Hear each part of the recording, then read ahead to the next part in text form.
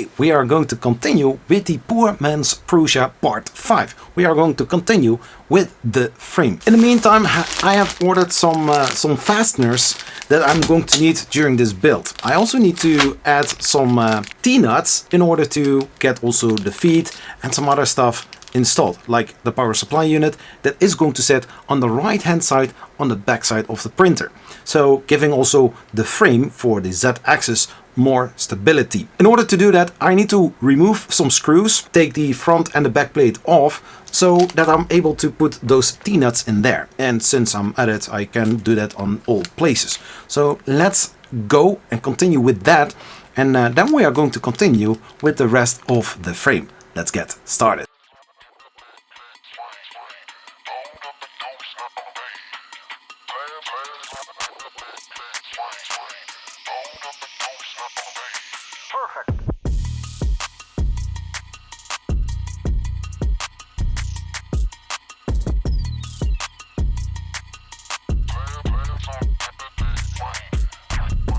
So now I have filled every extrusion on the bottom side, but also on the side where the power supply unit is going to be mounted to. I have also put there 2 T-nuts in there. And I mean, this is how it now looks like. And here on the bottom, but also here on the right hand side.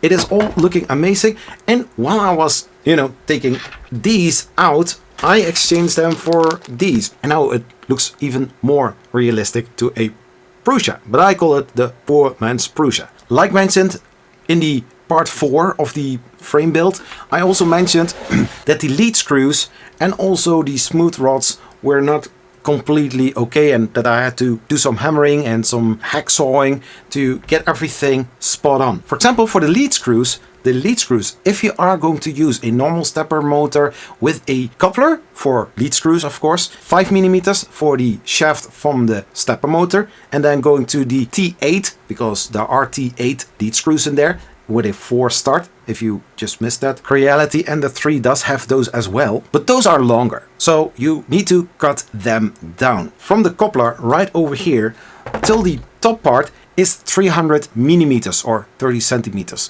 So if you were curious about the height, 300 mm. So now you know. But I think the purpose is served.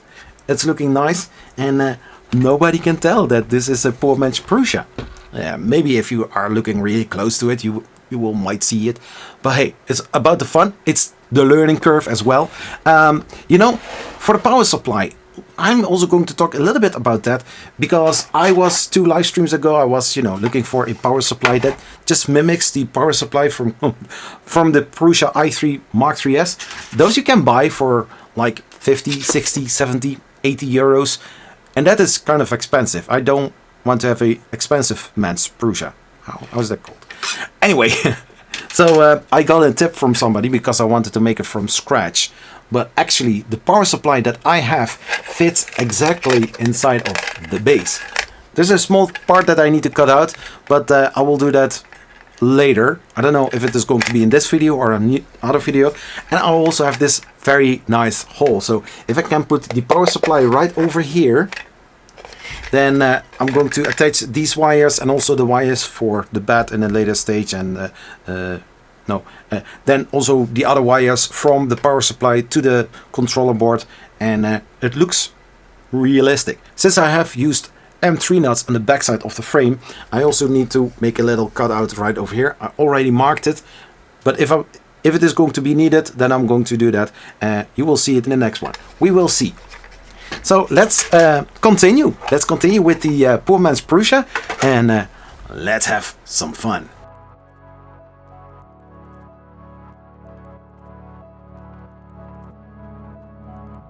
I was looking into the instructions, and I figured out that the next step after the frame is going to be the extruder, the direct drive extruder. Since I don't have all the parts, I cannot really start with it. So I need to wait for a couple of things to arrive. But we can still do the LCD screen and also the heated bed.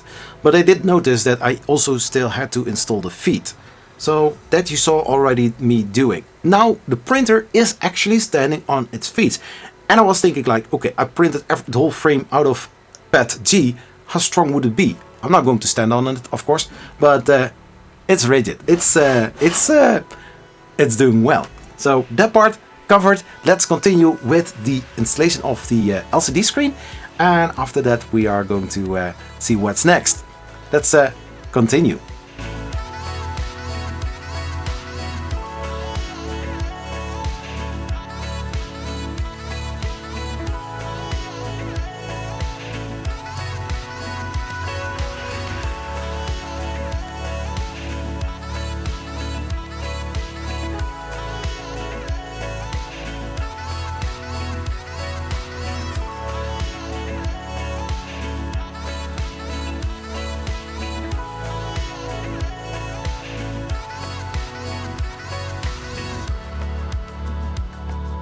So now the display has been installed to the frame. I did notice when I was doing that the bed frame for the heated bed, when you put it all the way to the front, there is a part of the midsection when you line it up with the screw that holds the Y belt tensioner, that the backside of the bed frame lines up with the backside of the Z axis. Looks pretty cool. I have posted that on my YouTube shorts. It's really cool to check it out. Right there. Right there in the corner you will see a little thing, you know. You can watch it after that. Maybe I will post it on the end card. Anyways, we are going now to install the heated bed. For that I went to AliExpress and I bought a magnetic bed MK52 base, which lines up also with the spec for this poor man's Prusa build. There's nothing written on here, original Prusa. You know, I could go for the official one, but that one is also a little bit more, and we don't want to have an expensive men's Prusa build. On the back side, this wire is already installed, and this is a pre-installed thing. Pretty cool. This works with what I'm going to do, so let's continue with the build, shall we?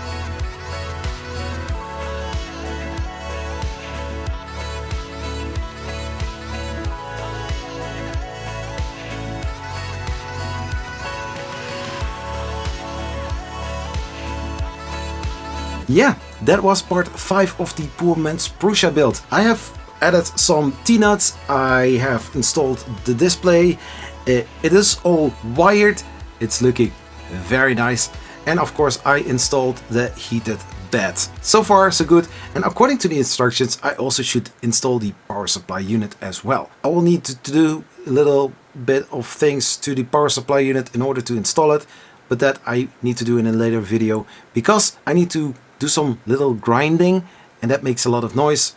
Same drill as the other time. I don't want to wake up the kids. But hey, so far I'm so happy with the result. It is more and more looking like an original Prusa i3 Mark 3S. And that is the basic goal of this whole build.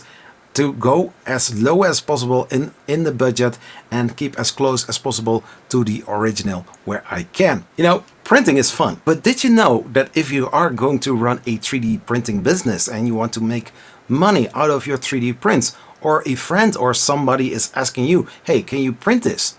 Well, check out this video right over here, because I'm going to give you an estimate how much you can charge, including your 3D printer, including your time, everything included. So check this video out right now and find out how much you can ask for a 3D print right here.